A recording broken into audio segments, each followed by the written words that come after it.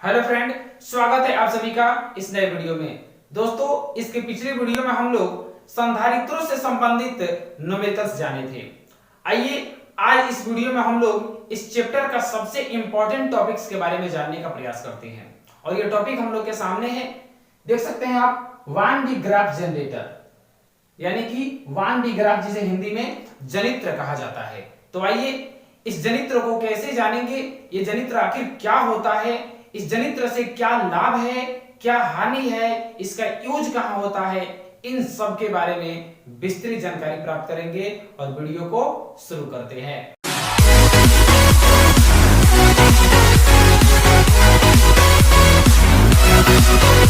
तो दोस्तों, सबसे पहली बात हम लोग जानेंगे कि वान डी ग्राफ जनित्र ये होता क्या है। तो ध्यान रखेंगे कि वान डी ग्राफ एक ऐसा जनित्र होता है जिसकी सहायता से 10 लाख अधिक वोल्ट का भी विभवांतर पैदा किया जाता है। फिर से मैं एक बार रिपीट कर दे रहा हूं, आप आसानी से इसे लिख देंगे। यानी कि वान डी ग्राफ जनित्र एक ऐसा विद्युतीय उपकरण होता है जिसकी सहायता से 10 लाख वोल्ट से भी अधिक विभवांतर उत्पन्न किया जाता है। ये था, इसे जनरेटर हम लोग जाने। अब ये जनरेटर जो है कब बना ये भी जान लें। ये जनरेटर जो है 1931 ईस्वी में वान डी ग्राफ के द्वारा बनाया गया था।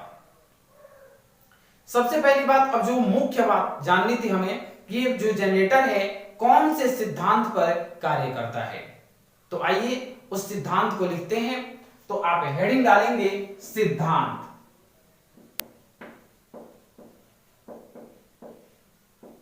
सिद्धांत हेडिंग डाल दीजिए। इसका अंग्रेजी प्रिंसिपल होता है, आप लिख सकते हैं सिद्धांत। ध्यान रखें कि यह सिद्धांत कौन से नियम पर आधारित होता है, इसे आप नोट करेंगे कि वान डी ग्राफ जनित्र विद्युत प्रेरण के सिद्धांत पर कार्य करता है।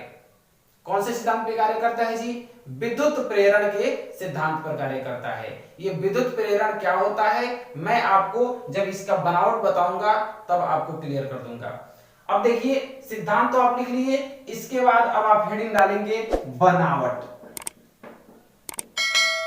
बनावट हेडिंग डाल लेंगे। और देखिए, बनावट को समझने के लिए सबसे पहले हम लोग इसके फिगर को ड्रॉ करते हैं। जैसे ही फिगर ड्रॉ हो जाएगा उसके बाद हम लोग उसके बनावट को अच्छे से लिख लेंगे। चलिए मैं फिगर आपके सामने ड्रॉ कर देता हूं। ऐसे हम लोगों को दो स्तंभ बना लेना है। कुछ कुछ दूरी पर आपको दोनों एक ही साइज का क्या कीजिएगा, स्तंभ बना लीजिएगा। स्तंभ बनाने के बाद आप क्या कीजिएगा कि ऐसे एक आप गोल जो है सर्कल बनाइएगा और इस पे आप जैसे आप लिए थे चौड़ा पट्टी, वैसे चौड़ा पट्टी ऐसे सर्कल बना लेंगे। इसको थोड़ा सा आप लाइनिंग कर दीजिएगा। लाइनिंग कर दिया हम भी। लाइनिंग करने के बाद इसका नाम रख लीजिएगा ए और ए डैश। और ये जो सर्कल बनाए हैं ना, इसका नाम रख लीजिएगा एस। क्या नाम रख लिया हम लोग? एस नाम रख लिए।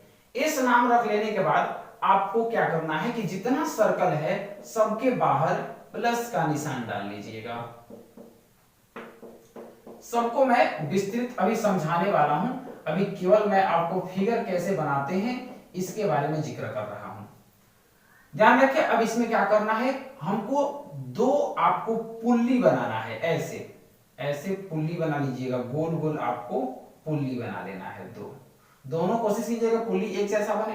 पुल्ली बना लेने के बाद से इसका नाम भी रख सकते हैं आप, जैसे कि इसका नाम हम P1 और इसका नाम रख लेते, सॉरी इसका नाम नीचे वाला का P1 और इसका नाम हम लोग P2 रख लेते हैं। इसके बाद क्या कीजिएगा, इस पुल्ली पर एक पट्टा लगा दीजिएगा।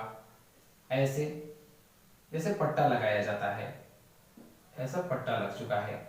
पट्टा जो लग गया, अब इसके बाद आपको यहां करना क्या है कि यहां पर आप ध्यान रखिए कि यहां पर आपको एक कंघी बनाना है। ऐसे कंघी बना लीजिएगा और कंघी को ऐसे बाहर लेके चले आइएगा। बाहर ले जाने के बाद अभी और भी कार्य करना है, कैसे क्या क्या करेंगे उसको मैं आपको समझाने वाला हूं। इसके बाद आपको करना क्या है कि यहां पर एक और कंघी बनाइएगा और यहां कंघी बनाने के बाद नीचे वाले कंघी को C1, ऊपर वाले कंघी को C2 नाम दे दीजिएगा। दोनों जब आपका कंघी बन जाएगा, इसमें आपको करना क्या है, इसके बाद यहाँ पर एक बॉक्स टाइप का बनाइएगा और बॉक्स टाइप बनाने के बाद से आपको ऐसे एक पतला सा समझिए कि पाइप जैसा रास्ता जो है नीचे आपको लेके चले आना है। इन सब व्यवस्था को अगर आप कर लेते हैं तो कर लेने के बाद जैसे कि अगर आप यहाँ P1 P2 भी रख लिए हैं, अब क्या है कि इसको आप यहाँ पर एक ऐसे तीर का निशान दे दीजिएगा, इससे पता चलेगा कि ये जो पुल्ली है इस तरह से घूम रहा है।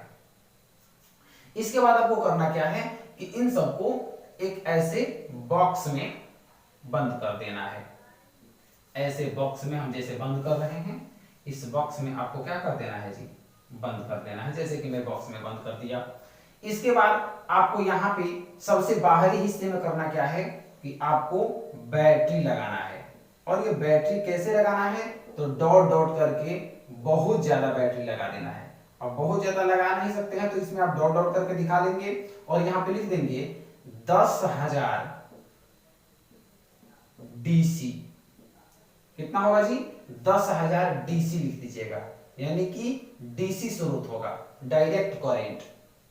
ये सभी हमको आशा है कि आप लोग अच्छे से बना लिए होंगे।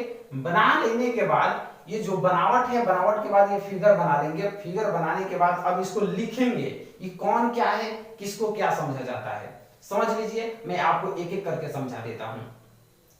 ए जो डैश है, जैसे कि ए डैश जो है उसे स्तंभ बोल लीजिएगा। उसके बाद से P1 P2 जो है, जैसे कि P1 P2, इसे आप लोग पुल्ली बोल सकते हैं और या इसे घिरनी भी बोल सकते हैं। उसके बाद से C1 C2 है, C1 C2, इसे आप कंघी या कंघा बोल सकते हैं, कंघा बोल सकते हैं, कौम जिसे आप बोलते हैं। अब देखिए इनके बनावट को लिखेंगे कैसे, तो लिखिएगा कि 1D ग्राफ जनित्र के लिए दो स्तंभ A और A डैश लेते हैं। इस पर एक गोलीय चालक S रख दिया जाता है। ये जो गोलीय चालक है S रख दिया जाता है।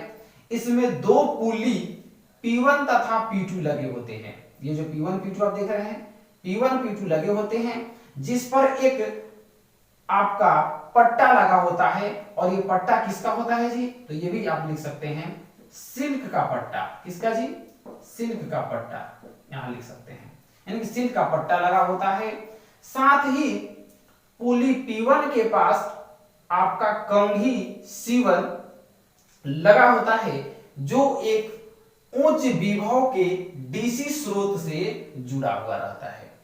तो ये DC स्रोत से जुड़ा हुआ है, DC स्रोत से जुड़ा हुआ रहता है। साथ ही आपका C2 कंघी भी आपके गोलीय चालक के अंदर वाले हिस्से में जुड़ा रहता है। इन संपूर्ण व्यवस्था को एक बड़े से धातु के ड्रम से ढक दिया जाता है। ये जो बाहर वाला धातु के ड्रम से ढक दिया जाता है और इस ड्रम को क्या किया जाता है जी, अर्थिंग जिसे आप कहते हैं, भूघृत कर दिया जाता है। तो ये सभी व्यवस्था आप लोग आसानी से लिख लिए होंगे। लिख लेने के बाद अब इसके हमें कार्य विधि को समझना है कि यह कौन से सिद्धांत पर कार्य करता है। सिद्धांत तो हम लोग जान लिए विद्युत प्रेरण के सिद्धांत पर, लेकिन कैसे कार्य करता है इसको भी जाने। तो आप हेडिंग डालेंगे इसके बाद से इसका कार्य विधि, कार्य विधि हेडिंग डाल लीजिएगा। चलिए कार्य विधि हेडिंग डाल लिए होंगे, तो अब मैं आपको समझा देता हूं कि यह किस तरह से कार्य करता है। इसमें आपको लिखना होगा कार्य विधि में कि इस संपूर्ण व्यवस्था में, यानी कि 1D ग्राफ जनित्र के संपूर्ण व्यवस्था में पुली P1 को किसी बाहरी स्रोत से घुमाया जाता है। ध्यान रखेंगे मेरे बातों को, पुली P1 को किसी बाहरी स्रोत से घुमाया जाता है, जिसके कारण कंघी C1 पर उपस्थित आवेश या उपस्थित विभव पट्टे के माध्यम से ऊपर की तरफ जाने लगता है। यहां देख रहे हैं आप, ये जब ऐसे घूमेगा तो ऊपर की तरफ जाएगा, ये आवेश प्लस आवेश जो है जाने लगेगा, ऊपर की तरफ जाने लगेगा। यहाँ पे ऊपर की तरफ जाने लगता है, जो स्थानांतरित होकर कंघी C2 के पास पहुंचता है और कंघी C2 से होते हुए आपके गोलीय चालक के चारों सतह पर फैल जाता है और यह प्रक्रिया जो होती है आपका विद्युत प्रेरण के सिद्धांत पर संपन्न होती है। साथ ही साथ जब संपूर्ण व्यवस्था वाला कार्य होने लगता है तो यह बहुत ही उच्च मात्रा में विभव पैदा करता है, लगभग 10 लाख वोल्ट से भी ज्यादा क्या करता है जी, विभव पैदा करता है। तो आशा करता हूं कि आप लोग इसकी कार्यविधि को भी आप समझ चुके हैं, कार्यविधि को भी जान चुके हैं। फिर से मैं अगर आप चाहे तो रिपीट कर देता हूं। यहां देख सकते हैं आप कि P1 को क्या किया जाता है, किसी बाहरी स्रोत से घुमाया जाता है। तो यानी कि यहाँ पे देख सकते हैं कि डीसी स्रोत से जो आवेश जाता है प्लस आवेश, यह आपके शीट के पट्टा से होते हुए ऊपर की तरफ जाने लगता है। यह क्या है, इसको संतुलन बनाने के लिए विद्युत प्रेरण के सिद्धांत पे जब कार्य करता है तो यह आवेश कंघी C2 जो है इसे खींच करके इस चारों तरफ गोलीय चालक पर फैला देता है और फैलाने के क्रम में होता क्या है कि बहुत ज्यादा मात्रा में विभव उत्पन्न होता है। अब रही बात कि ये तो हम लोग जनरेटर की बनावट जान लिए, इसके कार्यविधि को जान लिए, लेकिन सबसे मुख्य बात जो हमारे एग्जाम में और ज्यादा पूछने वाली चीजें होती है उसको भी जाने कि भाई इससे लाभ क्या है, आखिर इसका उपयोग कहां होता है और इससे हानि क्या होती है, आइए उसको भी जान। तो इसके लाभ को जान लेते हैं। इसके लिए आप क्या करेंगे कि हेडिंग डालेंगे लाभ, यानी कि 1D ग्राफ के जनरेटर से लाभ, या इसका आप लिख सकते हैं उपयोग। इससे क्या फायदा है, क्या लाभ है। लाभ में आप सबसे पहला लिखेंगे कि 1D ग्राफ जनरेटर का लाभ, यानी कि 1D ग्राफ जनित्र का उपयोग जो है ज्यादा मात्रा में विभव उत्पन्न करने के लिए, यानी कि 10 लाख से भी अधिक विभव या विभवांतर उत्पन्न करने के लिए इसका उपयोग किया जाता है। और दूसरा आप लिखेंगे कि 1D ग्राफ जनित्र का उपयोग वैज्ञानिक अनुसंधानों में होता है। वैज्ञानिक अनुसंधान क्या है, जहां पे आपके रिएक्टर बनाए जाते हैं, मिसाइल बनाए जाते हैं, आपको देखे होंगे रॉकेट बनाए जाते हैं जो ऊपर लॉन्च किए जाते हैं, उन सभी जगहों पर इनका क्या किया जाता है जी, उपयोग किया जाता है ज्यादा विभवांतर के लिए। इसके बाद आप लिखेंगे इसका हानि, हानि भी है नुकसान भी है, क्या इसका मेरिट डिमेरिट है ये भी जान हम लोग लेते हैं। इसका हानि क्या है कि यह बहुत ही बड़ा होता है, लिख सकते हैं आप, यह जनरेटर बहुत बड़ा होता है जिसे एक स्थान से दूसरे स्थान तक ले जाने में काफी प्रॉब्लम होती है, यानी कि काफी परेशानी का सामना करना पड़ता है, यानी कि ले जाना संभव नहीं होता है। यह हो गया पहली बात। दूसरा क्या है, दूसरा लिखेंगे कि यह ज्यादा मात्रा में विभवांतर उत्पन्न करता है, इसलिए यह मानव के लिए काफी खतरनाक होता है। यानी कि अगर इस जनरेटर से हल्का सा भी अगर झटका लग गया तो किसी जीव का मरना निश्चित होता है, क्योंकि काफी ज्यादा मात्रा में वोल्टेज होता है।